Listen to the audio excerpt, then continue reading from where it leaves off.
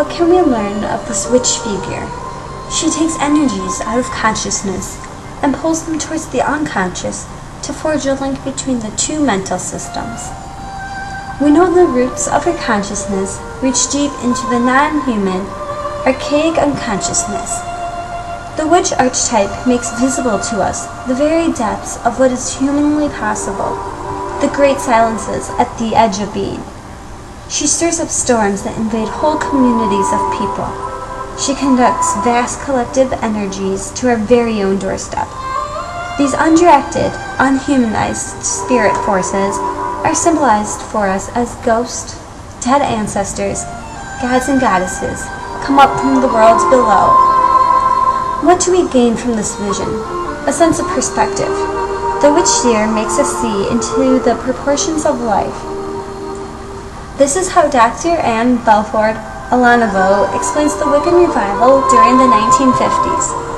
Wicca is almost a completely decentralized religion, with no high authority, no single leader, no prophet, and no Bible to dictate laws and beliefs. It is the single largest tradition within paganism. Nearly half of all pagans are Wiccans.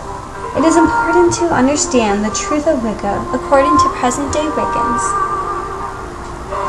Wicca is a very peaceful, harmonious, and balanced way of thinking and life which promotes oneness with the divine and all which exists.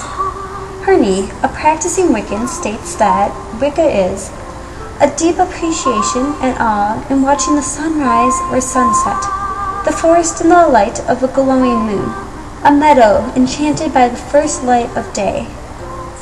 All pagans, including Wiccans, appreciate nature in a way that most others would never think of.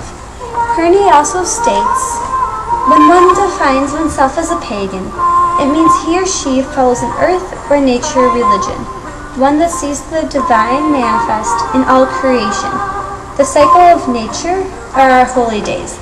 The earth is our temple. Its plants and creatures are partners and teachers. We worship a deity that is both male and female, a mother goddess and a father god, who together created all that is, was, or will be. We respect life, cherish the free will of sentient beings, and accept the sacredness of all creation. Unlike most human beings, Wiccans believe that we do not own the earth. We are a part of it. The majority of humans in the world do not understand any of the pagan religions, which led to the witch hunts. Margaret Adler, a Wiccan, explains to others, we are not evil. We do not harm or seduce people. We are not dangerous. We are ordinary people like you. We have families, jobs, hopes, and dreams. We are not a cult. This religion is not a joke. We're not what you think we are from looking at TV. We are real. We laugh, we cry, we are serious. We have a sense of humor. You don't have to be afraid of us. We don't want to convert you, and please don't try to convert us. Just give us the same right we give you, to live in peace. We are much more similar to you than you think. The majority of citizens do not respect the religion because they do not understand it. They have heard that these people can perform magic, and that thought scares them. While there is no single definition of what magic is, Margaret Adler, the author of Drawing Down the Moon, witches, druids, goddess worshippers, and other pagans in America today, gives an excellent definition. Magic is the actions of many consciousnesses voluntarily working together within an aware and interconnected universe to bring about one or more desired results.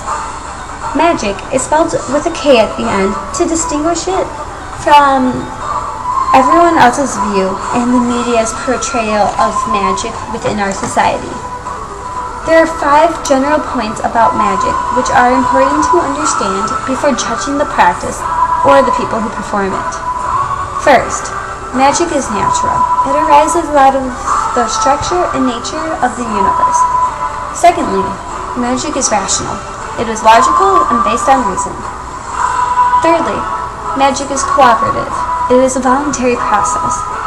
Fourthly, magic works regardless of what you believe about it. It doesn't matter what religion you are, as long as you believe that the magic you are trying to do is possible. Finally, magic can be performed by anyone. While many fear that people will use magic against them in a negative way, this is very unlikely to occur because of two important concepts of the pagan ethical system. The first one is called the Rede.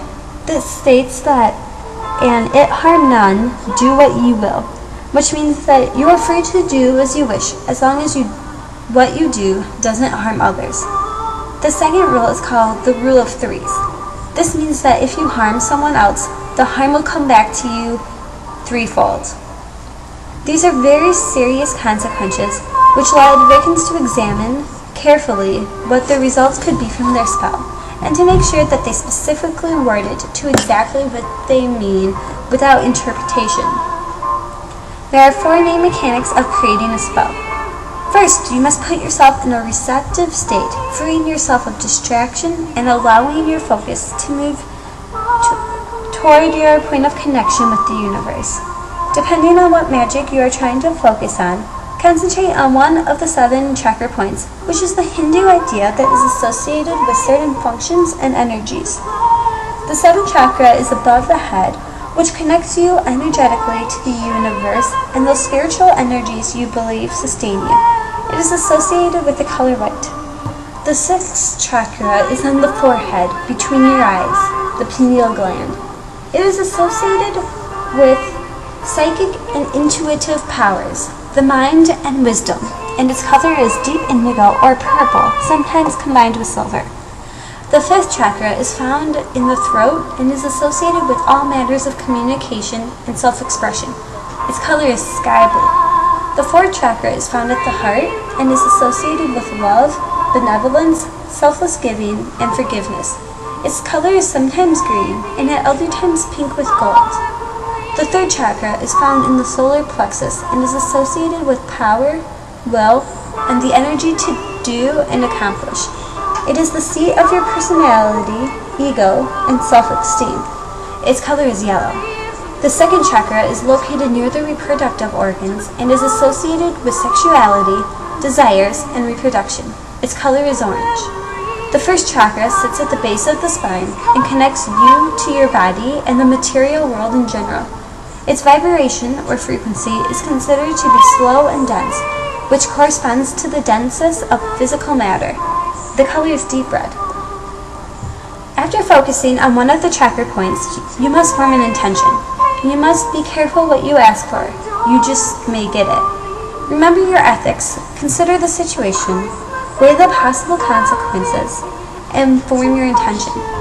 The 3rd step is projecting your intention into the universe.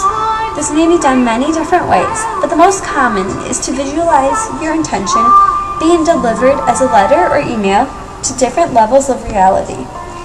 It is important that you open yourself up and let the universe hear what you have to say. And in return, be open to what the universe has to say through impressions, messages, or ideas that come to you in dreams, daydreams, or meditation. The last step of performing a spell is to let your intention go so that it can do its own work. You must also pull your weight and not rely solely on the magic. You have to do things in the physical world that support your desired outcome. While magic is an important part of being a Wiccan, understanding the Wiccan symbol and what it means is also extremely important. The main symbol for the Wiccan religion is the pentacle, which is a 5-pointed star with 1 point up and 2 points down encased in a circle, which is to not be confused with the symbol of the devil, which is a pentagram, a star with 2 points up and 1 point down encased in a circle. The pentacle represents wind, water, earth, fire, and a spiritual being such as Gaia or Mother Earth. It is used to banish energy or to bring energy to you, depending on how the energy is drawn. The power of protection relies on the fact that it is drawn with a single, unbroken line. This leaves no gateway for unwanted energies to enter or for power to dissipate. Finally, one of the most important subjects of Wiccans is their general beliefs.